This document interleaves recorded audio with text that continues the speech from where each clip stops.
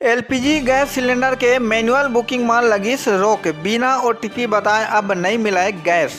आप मतलब बता दें कि छत्तीसगढ़ राज्य में एचपी, भारत गैस और इंडियन ऑयल तीनों के एलपीजी डिस्ट्रीब्यूटर कार्यरत है, जेमा आल कंपनी द्वारा अब मैनुअल बुकिंग के ऊपर रोक लगा दिए गए। संग ही संग रजिस्टर्ड मोबाइल नंबर ले ही अब ग्राहक गैस बुकिंग करा सकत है। एकर अलावा जब तक ग्राहक अपन गैस बुकिंग के ओटीपी नहीं बताही तब तक गैस सिलेंडर मिल पाना अब संभव ही नहीं है।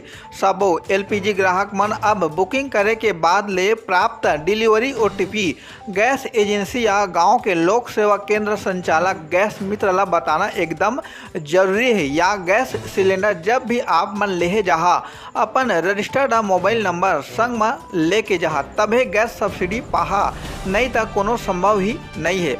अपन गैस कार्ड में मोबाइल नंबर लिंक कराए सेती गैस एजेंसी या गैस मित्र लोक सेवा केंद्र संचालक गैस एजेंसी ले संपर्क जरूर कराओ। सीजी पंचायत न्यूज ले राम कुमार मनहर की रिपोर्ट।